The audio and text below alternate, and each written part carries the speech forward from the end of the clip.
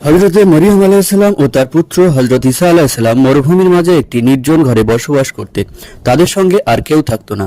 একদিন মরিয়ম আলাইহিসসালাম তার পুত্র হযরত ঈসা আলাইহিসসালামকে বললেন যে, আমার ফল খেতে ইচ্ছা করছে, আমার জন্য কিছু ফল নিয়ে এসো। মায়ের আদেশ অনুসারে হযরত ঈসা আলাইহিসসালাম ফল আনতে চলে গেলেন এবং মাতা মরিয়াম ঘরে রয়ে গেলেন।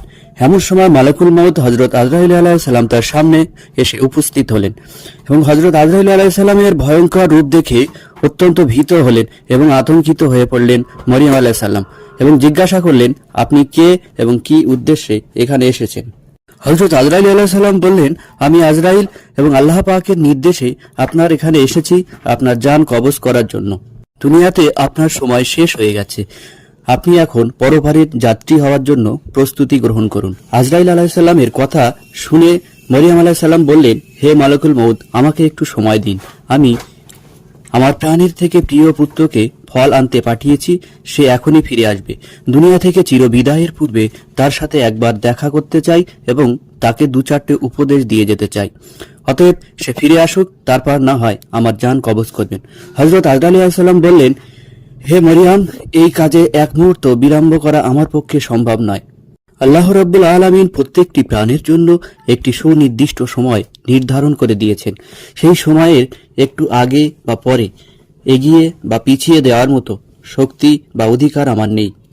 এরপর হযরত মরিয়াম আলাইহিসসালাম তার জান কবজ করার অনুমতি দিয়ে দিলেন এবং যথাসময়ে হযরত আজরাইল আলাইহিসসালাম তার জান কবজ করে চলে গেলেন এবং মরিয়াম আলাইহিসসালামের নিষ্প্রাণ দেহ মোবারক মাটিতে পড়ে রইল।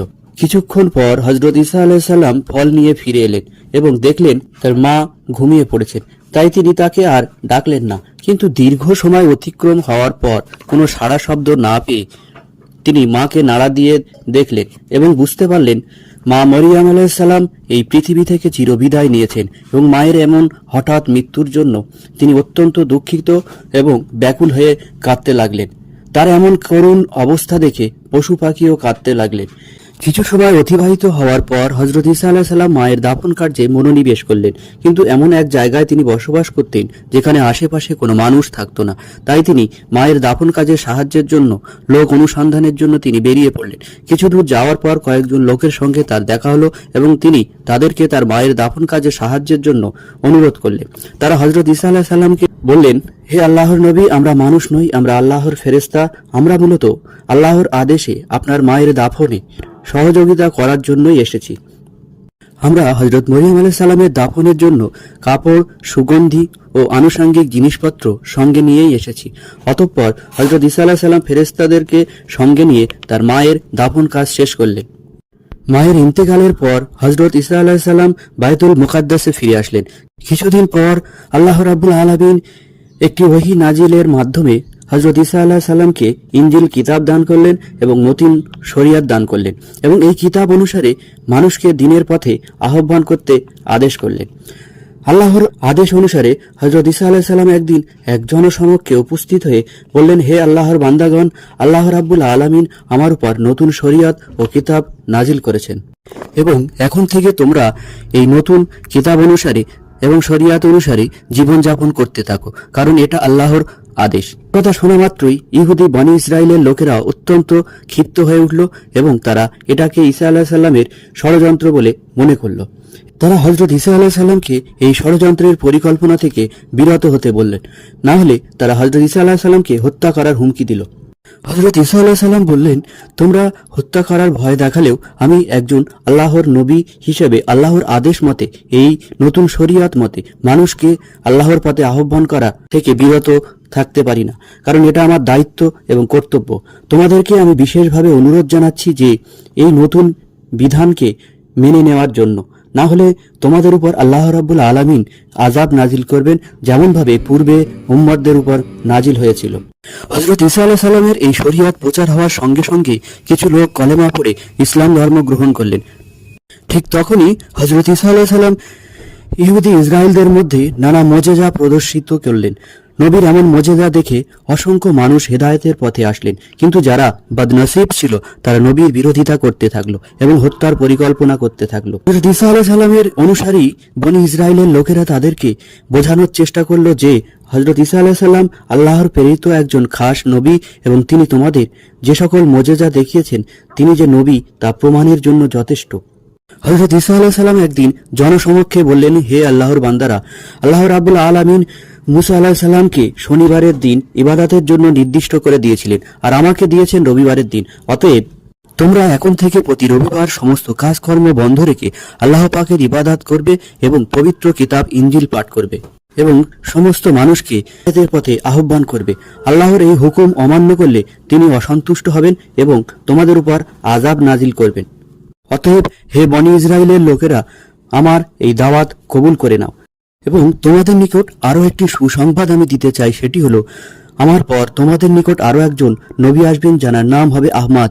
তিনি হবেন সর্বশ্রেষ্ঠ এবং সর্বশেষ নবী, এবং যারা ওনার দিন ও ধর্মকে মেনে নেবেন তারা হবেন সর্বাপেক্ষা সম্মানিত ব্যক্তি। এছাড়া তোমরা সেই নবীর প্রতি দরুদ ও সালাম পাঠ করবে। আল্লাহ রাব্বুল আলামিন এই শ্রেষ্ঠ নবীকে নিজের হাবিব বা দোস্ত বলে আখ্যায়িত করেছেন। আমি একজন নবী হওয়া সত্ত্বেও আল্লাহ রাব্বুল আলামিন আমাকে ওই নবীর অর্থাৎ সেই আখেরি নবীর সাধারণ একজন উম্মত হিসাবে যদি কবুল করেন আমি নিজেকে ধন্য মনে করব। বনি ইসরায়েলের লোকেরা হযরত ঈসা আলাইহিস সালামের এই কথা শুনে বলল, এ তো দেখছি মুসার শরিয়াতকে ভেঙে নতুন শরিয়াতের মাধ্যমে হযরত ঈসা রাজনৈতিক ক্ষমতা দখলের ষড়যন্ত্র করেছে। আমরা তার চালাকি বুঝতে পেরেছি।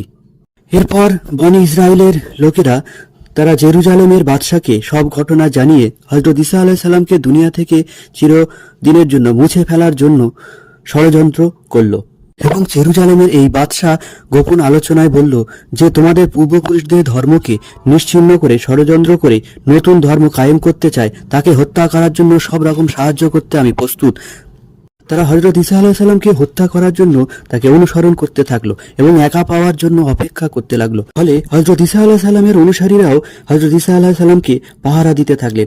অবশেষে একদিন হযরত ঈসা আলাইহিস সালাম কয়েকজন সঙ্গীকে নিয়ে আইনে সালিক নামক একটি ঘরে পৌঁছালেন এবং এই খবর জানতে পেরে বনি ইসরায়েলের লোকেরা সশস্ত্রভাবে সেই ঘরটাকে ঘিরে ফেললেন। তখনই আল্লাহ রাব্বুল আলামিন সিদ্ধান্ত নিলেন তিনি তার প্রিয় নবীকে আসমানে উঠিয়ে নেবেন এবং হযরত জিবরাইল আলাইহিস সালামকে আদেশ দিলেন এবং জিবরাইল আলাইহিস সালাম সঙ্গে সঙ্গে আইনে শালিক নামক ঘরে পৌঁছালেন এবং হযরত ঈসা আলাইহিস সালামের কাছে উপস্থিত হয়ে তিনি বললেন, হে নবী, আল্লাহর আদেশ, আপনি এখনই আমার সঙ্গে আসমানে যাবেন।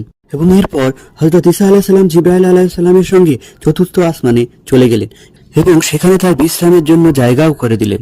এদিকে দীর্ঘ সময় পার হওয়ার পর হযরত ঈসা ও তার অনুগামীদের কেউ ঘর থেকে বের হচ্ছে না দেখে বনি ইসরায়েলের সর্দার তলোয়ার হাতে নিয়ে লাফাতে লাফাতে সেই ঘরে ঢুকে পড়লেন, কিন্তু ঘরের কোথাও হযরত ঈসাকে খুঁজে পেলেন না। ফলে সে হতাশ হয়ে ঘরের বাইরে বেরিয়ে এলেন, কিন্তু ইতিমধ্যেই হযরত জিবরাইল আলাইহিস সালাম তার মুখে ফু দিয়ে তার চেহারা পরিবর্তন করে দিল এবং তার চেহারা পুরোপুরি হযরত ঈসা আলাইহিস সালামের মতো হয়ে গেল। ফলে বাইরে বেরোনোর সঙ্গে সঙ্গেই বনি ইসরায়েলের লোকেরা তাকে ঘিরে ফেললো এবং তাকে প্রচন্ডভাবে মারধর করতে আরম্ভ করলো এবং সে বলতে থাকলো, তোমরা আমাকে মারছো কেন? আমি তোমাদের সর্দার, আমি ঈসাকে ঘরের মধ্যে খুঁজে পাইনি, তাই কি তোমরা হযরত ঈসাকে না পেয়ে আমাকে হত্যা করতে চাইছো? ইহুদিরা তার কথা শুনে হাসতে লাগলো এবং বলতে লাগলো, তুমি যদি ঈসা না হও তাহলে ঈসা গেল কোথায়? এখন জীবন বাঁচানোর জন্য কত কিছুই না বলবে। আমার প্রতারণায় আমরা আর ভুলবো না, তোমাকে আজ হত্যা করেই ছাড়বো। ইহুদিরা কোনোভাবেই বুঝতে পারছিল না যে এটা তাদের সর্দার ছিল, কারণ তার চেহারা পরিবর্তন হয়ে একেবারে পুরোপুরি হযরত ঈসা আলাইহিস সালামের মতো হয়ে গেছে। তাই তারা তাদের সর্দারকেই শেষ পর্যন্ত হযরত ঈসা আলাইহিস সালাম ভেবে শুলে চড়িয়ে হত্যা করলে।